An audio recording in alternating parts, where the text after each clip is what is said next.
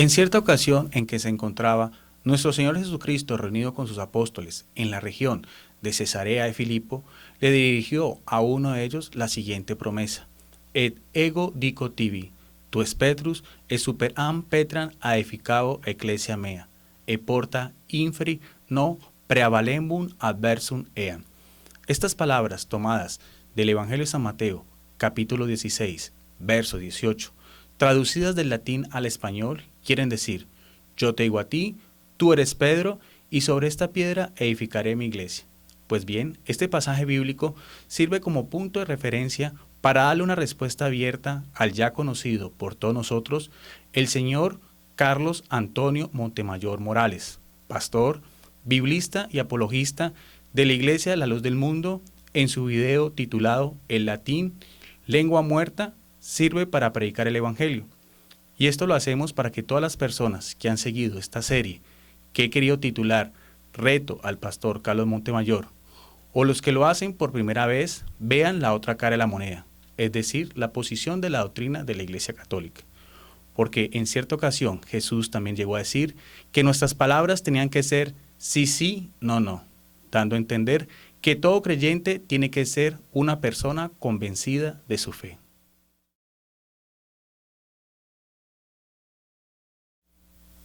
Veamos en primer lugar una simple definición sobre el idioma latín que pueda aparecer en cualquier diccionario enciclopédico o en cualquier buscador en internet. Podemos definir lo siguiente: latín, lengua de la antigua Roma, perteneciente a las familias de las lenguas indoeuropeas. Fue el idioma del Imperio Romano, que acompañó a las conquistas, dando lugar al nacimiento de las lenguas romances. El latín solo sobrevive hoy en día como idioma oficial del Vaticano. Sin embargo, muchos idiomas, entre ellos el español, que lo reconocen en los diccionarios de la Real Academia de la Lengua, usan expresiones latinas de manera repetida y a veces inadvertidamente. Después de esta definición, vamos a ver una primera intervención para conocer el pensamiento del pastor Carlos Montemayor Morales de la Iglesia La Luz del Mundo. Documento que es interesante meditar. Les prometí, y lo que prometo lo cumplo, que íbamos a hablar de latín. ¿Por qué? ¿Por qué el latín? ¿Será que en el tiempo de Jesucristo él predicaba en latín y consideró esa lengua mejor que todas las demás y que debía de ser utilizada para que se predicase el Evangelio? ¿O el apóstol Pedro, sería él, un hombre sin muchas letras y conocimientos, el que hablando un perfecto latín predicaba en esa lengua y fabricaba rituales en esa lengua? Son cosas que sin mucha dificultad ustedes pueden llegar a comprender. El apóstol Pablo a los Corintios dice: si yo hablo muchas lenguas y no se entiende lo que hablo, ¿de qué sirve? Prefiero hablar 5 lenguas en su sentido, 5 palabras con comprensión, que hablar mucho y que nadie me pueda entender. Después de escuchar al pastor Carlos Montemayor, podemos ampliar un poco el tema y decir que los dos apóstoles a los cuales él hace referencia, el apóstol Pedro y el apóstol Pablo, en lo que fueron los inicios de la iglesia primitiva o la iglesia apostólica, tuvieron una relación muy estrecha en lo que fue la evangelización del Imperio Romano, que se constata en el libro de los Hechos de los Apóstoles. Veamos del primero, del apóstol Pedro, y nos remitimos al capítulo 10 de ese libro. En todo el capítulo 10 nos habla de la conversión al cristianismo del centurión romano Cornelio. Pero vamos a leer unos pocos versículos de este capítulo, el 1, el 22 y 24 y el 44 y 48. Dice así la palabra de Dios en versión católica Biblia de América. Dice así: había en Cesarea un hombre llamado Cornelio, que era oficial de la compañía llamada Itálica. Más adelante nos dice cómo este capitán romano manda a un soldado y a 2 criados suyos para que busquen a Pedro. Y ya cuando lo encuentran, se hace el siguiente diálogo. Ellos le dijeron: el oficial Cornelio, hombre justo, que honra a Dios y que goza de la estima de todo el pueblo judío, ha recibido avisos de un ángel para que te llevemos a tu casa y oigas tus palabras. Él los hizo entrar para que pasaran allí la noche. Al día siguiente, Pedro se puso en camino con ellos, acompañados de algunos hermanos de Jaffa. Al otro día llegaron a Cesarea. Cornelio estaba esperándolos y había reunido a sus parientes y amigos íntimos. Cuando Pedro entraba, Cornelio salió a su encuentro. Más adelante nos dice cómo Pedro empieza a predicarles y darles a entender que Jesús era el Mesías, y concluye así esta cita bíblica. Todavía estaba hablando Pedro cuando el Espíritu Santo descendió sobre todos los que escuchaban el mensaje. Los creyentes judíos que habían venido con Pedro quedaron asombrados de que el don del Espíritu Santo se hubiera derramado también en los paganos, pues los oían hablar en sus lenguas y proclamaban la grandeza de Dios. Pedro entonces dijo: ¿se puede negar el agua al bautismo a estos que han recibido el Espíritu Santo como nosotros? Y ordenó bautizarlos en el nombre de Jesucristo. Más adelante también nos habla el mismo libro de Hechos de los Apóstoles de otro encuentro que tuvo el otro apóstol, el apóstol Pablo, el apóstol a los romanos, el apóstol a los gentiles o el apóstol a los paganos, con un encuentro con un alto funcionario del Imperio Romano. Eso está en el mismo libro de Hechos de los Apóstoles, en el capítulo 13, verso del 6 al 12.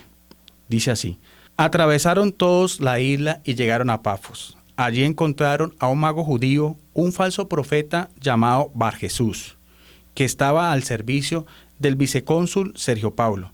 El vicecónsul, hombre prudente y deseoso de escuchar la palabra de Dios, mandó a llamar a Bernabé y a Saulo. Elimas, el mago, eso significa ese nombre, se les oponía, tratando de apartar al vicecónsul de la fe. Pero Saulo, llamado también Pablo, lleno del Espíritu Santo, lo miró con atención y le dijo: mentiroso y malvado, hijo del diablo, enemigo de todo lo bueno, ¿hasta cuándo dejarás de torcer los caminos rectos del Señor? Pues mira, el Señor te va a castigar, quedarás ciego sin ver la luz del sol durante algún tiempo. En ese mismo momento, la oscuridad y las sombras cayeron sobre él, y a tiendas buscaba a alguien que lo llevara de la mano. Entonces el vicecónsul, al ver lo sucedido, creyó, porque había quedado impresionado de lo que enseñaban acerca del Señor. Más adelante encontramos una tercera cita bíblica que nos habla de una manera más contundente sobre lo que fue la cristianización de este imperio, el Imperio Romano, y que se hizo en el idioma latín, el idioma de ellos. Y nos vamos a la carta a los Filipenses, escrita por el mismo apóstol Pablo hacia el año 56, cuando estaba prisionero en la ciudad de Éfeso, Turquía. Vamos a leer lo que nos dice la carta a los Filipenses en el capítulo 4, verso 22. Es ya el epílogo final. Dice así: los saluda también todos los creyentes, especialmente los de la casa del emperador. En una nota al pie de página con respecto a este párrafo nos dice la Biblia de América: la mención de los de la casa del emperador indica que entre los funcionarios romanos había ya numerosos cristianos. Sin embargo, este proceso de lo que fue la cristianización de este imperio romano pagano se prolongó durante al menos los 3 siguientes siglos y llegamos hasta la época del emperador Constantino el Grande, el primer princes cristianos o el primer príncipe cristiano, quien en el Edicto de Milán, en el año 313, decretó que el catolicismo fuera considerada religio lícita, es decir, religión permitida, y luego confirmada por otro monarca romano de nombre Teodosio I en el año 380 en el Edicto de Tesalónica.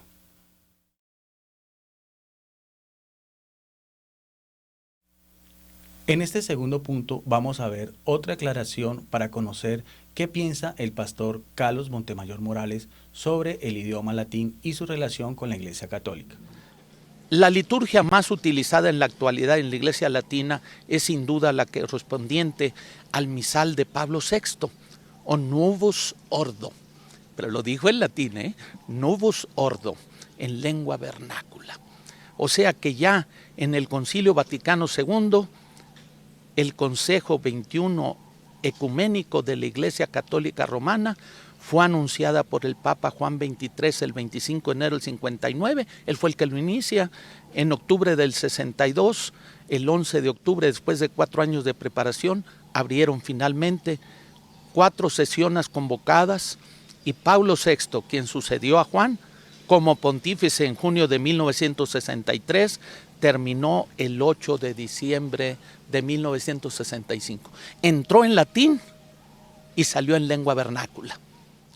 Después de escuchar al pastor Carlos Montemayor, podemos agregar que en la Iglesia Católica, a través de todos los siglos, aparte del latín, se han utilizado diferentes liturgias en diferentes idiomas para celebrar la misa. Y para eso nos vamos a remitir al libro de cabecera de la Iglesia Católica, donde contiene toda la doctrina oficial, conocido como el Catecismo Universal. Y vamos a leerlo en el numeral 1203.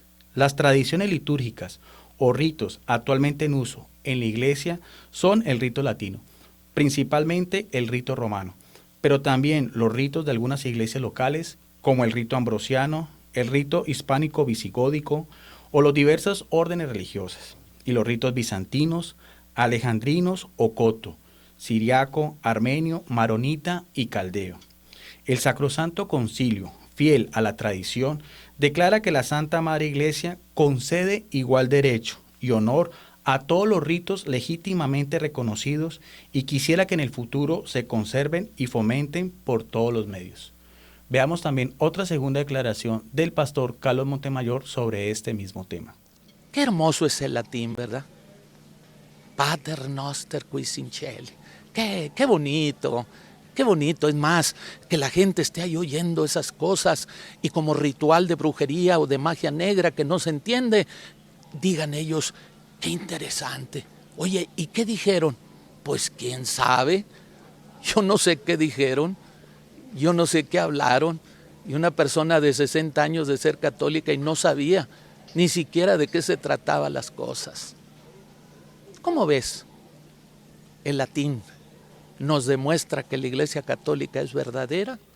La misa celebrada en latín o en cualquier otra lengua vernácula en todos los templos de las iglesias católicas en el mundo tiene como finalidad revivir el sacrificio incruento, es decir, sin dolor, del único y verdadero sacrificio cruento o con dolor que realizó Jesús por todos nosotros al morir crucificado el Viernes Santo en el monte Gólgota o Calavera. Sin embargo, podemos destacar cómo, en Europa, en la Edad Media, cuando la misa se celebraba exclusivamente en latín, se presentaron varios milagros eucarísticos. Podemos destacar cómo, en el momento de la consagración, dicha con el misal romano, las hostias se convertían en carne y corazón humano, o empezaban a sangrar. Igual ocurría con el vino en el cáliz, que milagrosamente se transformaba en sangre humana. También se conservan corporales y manteles manchados con sangre, que han permanecido intactos con el correr de los tiempos. Aquí se cumple las palabras que dijo el Divino Redentor a los judíos incrédulos en la sinagoga de Cafarnaún un día sábado. Dice así la santa palabra de Dios. Jesús les dijo, de cierto os digo, si no coméis la carne del Hijo del Hombre y no bebéis su sangre, no tenéis vida en vosotros. El que come mi carne y bebe mi sangre, tiene vida eterna, y yo lo resucitaré en el día postrero. Porque mi carne es verdadera comida, y mi sangre es verdadera bebida. El que come mi carne y bebe mi sangre, en mí permanece y yo en él. Por otra parte, como nos había indicado el pastor Carlos Montemayor en su video en repetidas ocasiones, a pesar de que el latín es considerada hoy en día una lengua muerta, sigue teniendo gran aceptación y gran impacto en muchas personas. Y podemos también enumerar lo que es los cantos gregorianos, que son himnos religiosos que se cantan en latín. A capella, término italiano que quiere decir en capilla. Son solamente vocal. El canto gregoriano está bajo la advocación del Papa San Gregorio I Magno, que gobernó la Iglesia Católica entre los años 590 y 604. Es el canto oficial de la liturgia católica, siendo de fama mundial y de récord de ventas la coral de los monjes benedictinos de la comunidad de Santo Domingo de Silos y los de Monserrate en España.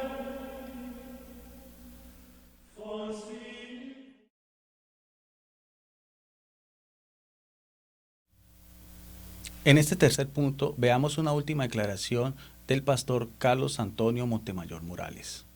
Pero su santidad Juan, Papa 23, firmando Juan Obispo, porque eso es lo que es un papa, un obispo de Roma. Él le interesó mucho promover el estudio del latín, al grado de, como te voy a leer, él lo puso como una regla que no podía ser quebrantada por nadie después de él. Por lo tanto, los romanos pontífices, cuando quieren instruir a los pueblos católicos, lo mismo que los ministerios de la curia romana en la resolución de asuntos y en la redacción de decretos que afectan a toda la comunidad de los fieles, usan siempre la lengua latina, por ser esta aceptada y grata a todos los pueblos como voz de madre común. ¿Cómo ven? Todos los pueblos. Yo creo que los de aquí de México, los aztecas, yo creo que la entendían muy bien. Yo creo que los mayas y los incas lo entendían perfectamente el latín. Posiblemente los rusos también, o los árabes, o ¿qué dijéramos? Los japoneses, o los de India. Yo creo que han de haber hablado muy bien el latín. Desconoce el pastor Carlos Montemayor que aunque es verdad que el latín es el idioma oficial de la Iglesia Católica, lo que ha sido la difusión de la palabra de Dios y el mensaje de salvación del Evangelio o la instauración del reino de Dios en la tierra, a través de todos los siglos que ha existido la Iglesia Católica, se ha dado en diferentes idiomas. Por eso es que su nombre en griego quiere decir católica, que es universal. Veamos de lo primero, de la palabra de Dios, y vamos a hacer una referencia bíblica que vamos a leer con la Biblia de Jerusalén. Se encuentra en la segunda carta a los Tesalonicenses, capítulo 3, verso 1. Dice así: finalmente, hermanos, orad por nosotros, para que la palabra del Señor siga propagándose y adquiriendo gloria. Nótese bien que aquí se habla de la propagación de la palabra de Dios. Y es lo que ha hecho la Iglesia Católica desde tiempo atrás, empezando con lo que fue la Vulgata latina. Su nombre significa divulgada, popular o común. Fue la primera versión latina autorizada de la Biblia de los textos originales del hebreo, arameo y griego, que la hizo San Jerónimo a petición del Papa San Dámaso entre los años 390 y 405. Posteriormente, en el siglo VIII, el historiador católico inglés San Beda tradujo al sajón las Sagradas Escrituras. En el año 863, los santos hermanos Cirilo y Metodio, en su viaje misionero a Moravia, República Checa, comenzaron a traducir la Biblia al eslavo antiguo. Del mismo modo, la Biblia en lengua española más antigua es la alfonsina, compuesta por el rey Alfonso X el Sabio en el siglo XIII. Después pasamos al siglo XVI, en los tiempos de Santo Tomás Moro, quien afirmaba que antes del reformador Wycliffe existía en Inglaterra una versión de la palabra de Dios que era leída con mucha devoción por la gente del común. En ese mismo entonces, y antes de Martín Lutero, con la Reforma Protestante, existían 56 ediciones de las Santas Escrituras en diferentes idiomas, en todo el continente europeo. Así, por ejemplo, entre los años 450 y el 1500, se imprimieron en Alemania en lengua vulgar 15 ediciones y en Italia otras 10 ediciones, sin contar las realizadas en otras lenguas. Del mismo modo, el rey Luis XIII, en el siglo XVII, autorizó en Francia a Jacques Corbin a que tradujera la Biblia al francés para contrarrestar las obras de los protestantes. O también, el sacerdote italiano Ludovico Massari, de los clérigos de la Madre de Dios, tradujo por primera vez la Biblia al árabe en el año de 1668 y así sucesivamente. Del mismo modo, podemos hablar de lo que ha sido la evangelización en América y que hacía alusión el pastor Carlos Montemayor con las culturas precolombinas como fueron los aztecas, los mayas y los incas, cumpliendo el mandato que dejó Jesús a los apóstoles antes de regresar al cielo, y que aparece en el Evangelio de San Mateo, capítulo 28, verso 19. Y lo vamos a hacer leyendo una Biblia interconfesional o una Biblia ecuménica, que es la versión Dios habla hoy. Dice así el verso 19. Vayan pues a las gentes de todas las naciones y háganlas mis discípulos, bautizándolos en el nombre del Padre, del Hijo y del Espíritu Santo. Ahora bien, históricamente sabemos que ya a partir del segundo viaje de Colón, aquí al Nuevo Mundo, como lo llamaban los europeos, empezaron a llegar diferentes misioneros de diferentes órdenes religiosas con sus carismas y santos patrones fundadores. En primer lugar, llegaron franciscanos, dominicos, mercedarios, agustinos y también los jesuitas, que hicieron una extraordinaria labor. Estos misioneros, entre sacerdotes y hermanos legos, venían de diferentes partes del continente europeo, de países como España, Francia, Italia, Portugal, Inglaterra o Bélgica. Entre las muchas labores que hicieron con los aborígenes en lenguas nativas, podemos destacar los siguientes. Es así como se conoce a Fray Pedro de Gante, un dinámico misionero de la Orden de los Predicadores, quien dominó el idioma náhuatl y en el año 1527, apenas 3 años después de la llegada de los primeros 12 apóstoles franciscanos, escribió una cartilla catequética en náhuatl y la envió a los Países Bajos para su impresión. En 1553 publicó su famosa doctrina cristiana en lenguas mexicanas, que fue aprovechada por los misioneros durante años. Del mismo modo, Fray Juan de Zumárraga llevó de España la primera imprenta al Nuevo Mundo en 1534 y publicó catecismos y libros ascéticos y litúrgicos para la gente tanto en castellano como en náhuatl. Fray Andrés de Olmos, un dominico, escribió un libro de doctrina cristiana en la lengua huasteca. O también los 25 autores franciscanos principales del siglo XVI escribieron doctrinas, gramáticas, diccionarios, sermonarios, traducciones de la Biblia, historias, informes culturales, himnos, tratados de teología en las lenguas náhuatl, otomí, totanaca, huasteca, tarasca, popalaca y matlacicam. En el mismo modo en lo que fue el virreinato del Perú en Sudamérica, en 1596, en la Universidad de Lima, se creó una cátedra del quechua, la lengua franca de los Andes, hablada por los incas. Más o menos a partir de esta época, nadie podía ser ordenado sacerdote católico en el virreinato si no demostraba que conocía bien el quechua, al que los religiosos habían dado forma escrita. Lo mismo pasó con otras lenguas. Podemos también mencionar lo que fue el estado jesuita de los guaraníes en el Paraguay, entre los años 1609 y 1768. La lengua oficial y de uso corriente en las reducciones fue siempre el idioma local, el guaraní, pero también a los indígenas se les enseñó español y latín. El reverendo Ruiz Montoya poseyó hasta tal punto la lengua guaraní que llegó a ser un diccionario en este idioma. El catecismo usado por los jesuitas era el del franciscano Bolaños, aprobado por el Concilio de Lima en el año de 1583.